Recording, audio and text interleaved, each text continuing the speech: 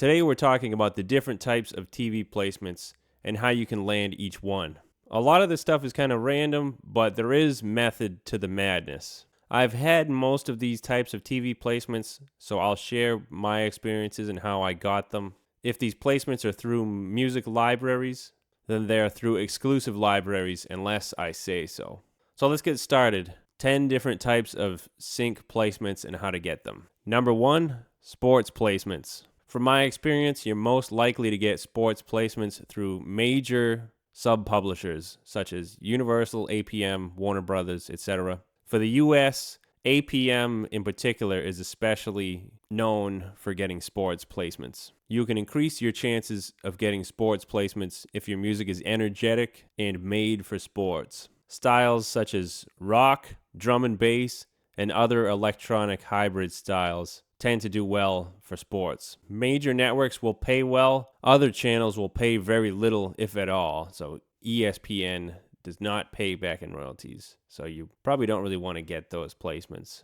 I mean, it's bragging rights, but that's it. Number 2, news placements. You're also likely to get placements on the news through major libraries like the ones I mentioned, Warner Brothers, Universal, BMG, etc. From my experience, these types of programs use a variety of music, but especially they like really happy music or really sad or evil sounding, so tension or really happy stuff. Depending on what kind of stories they're covering, they might want happy music or sad music or whatever. So moody music does well for the news. Also, the most likely time to get placements on the news is very shortly after the music is published. And I get the feeling that they don't like to reuse too much music. So if you publish an album, you might get some early placements on the news stations.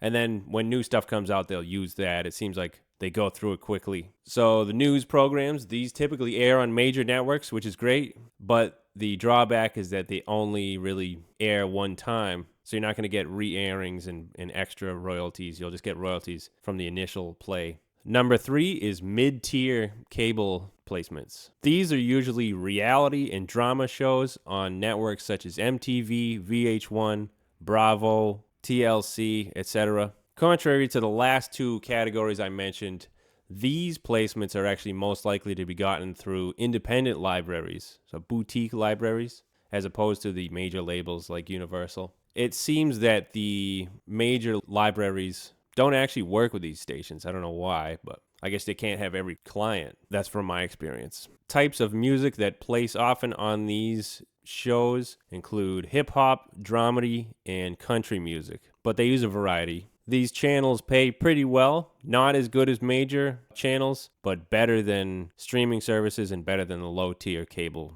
which could be pretty much nothing. A good thing to note about these is that these types of shows have a very high chance of re-airing. They usually get into syndication, which is good. We want that. Number 4, trailers. This is one of the biggest types of placements you can get. It's a huge deal. It is a very competitive space, the trailer music world. You can land trailers through major or independent libraries. So my suggestion is to look at a library's website and see if they have any recent trailer placements like in the last 1 or 2 years.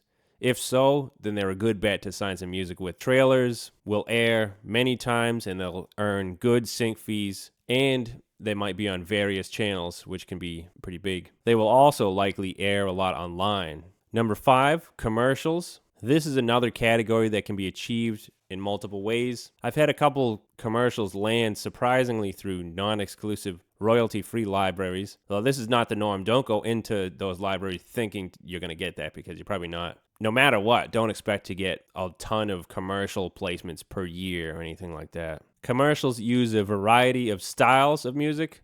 So the most important thing is to get good at creating your cut downs, your 30-second edits, your 60-second edits, and make them sound great, because this is what they're going to use, like a 30-second piece of music for a TV commercial and most likely a 60-second edit for a radio commercial. Commercials get good sync fees and usually air a lot on TV or internet, so therefore it will get a lot of back-end royalties. It could air on multiple channels. The more the better. If it's on decent channels, it will earn a good amount of back-end royalties. Number 6, movies. This one's a bit different. If you are going to get music on major movies, you're probably going to get it through major music libraries. In fact, most movies have dedicated composers, but they might look elsewhere for certain types of music like source music. If you don't know what source music is, it's basically when, if you're watching a movie and like on the movie they're listening to the radio or they're watching TV, there's music coming out of that.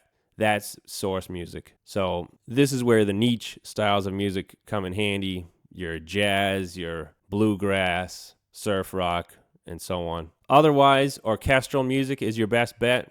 If you want to score full movies, that's a bigger project that you would land on your own most likely. And if you want to do that, you'll want to network with independent movie makers and go to film festivals and network. You're probably not going to get too many of these. Like if you got one a year, that's even pretty good. Personally, I've had music in documentary movies, never a theatrical release. So hopefully one day I'll get something in there. Number 7, placements on streaming services such as Disney Plus, Netflix, and Hulu. These are also a bit of a mixed bag. Obviously, there's variety of shows, programs on there. They have documentaries, they have drama and reality TV and stuff. Sometimes they have sports, but that's not the focus. I would say I've gotten, from my experience, more streaming placements through independent libraries rather than major libraries. But I've gotten both. Unfortunately, though, these streaming services tend to pay a lot less money than any cable shows. It's like pennies compared to dollars. So they're not necessarily that sought after, but good for the resume. And a lot of cable shows will actually go on to streaming services. So it's like icing on the cake usually. But if you get just a show that's only on streaming, then it's not as good as if you get cable placements.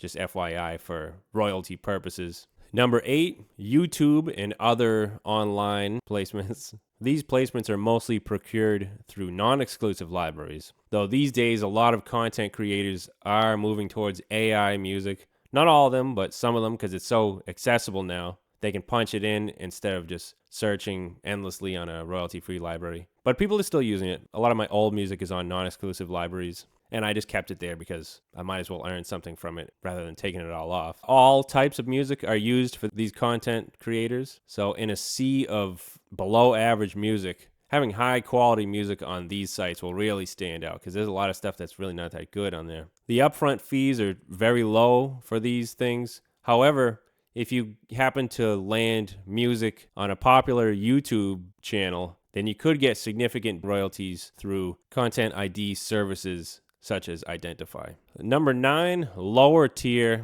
cable placements. These are placements on channels such as the Food Network, HGTV, Discovery Channel, etc. I call these lower tier because they don't pay much, if at all. The music used on these shows is similar to the mid-tier ones, so drama shows, maybe some documentaries, reality TV. Lower tier stuff is probably not what is sought after for you, unless you happen to have like a favorite show on one of these networks. But I will say this, when I'm looking for libraries that I want to publish my music, if they have mostly only channels like these where their placements are, I would personally avoid them because if that's the best they're doing, then they're not really going to get you much money. So you want to work with libraries that are working with the channels that do pay, you know, your major ABC, NBC, and even stuff like History Channel and CW and all that. And number 10, major cable networks. I save this for the end for a reason. These are channels such as CBS, ABC, NBC, Fox. For straight up TV placements, these are the best ones to get. The types of programs on these channels vary, but they include sports, news, and a lot of scripted TV shows. These networks pay more than the other networks because they have a large nationwide viewership.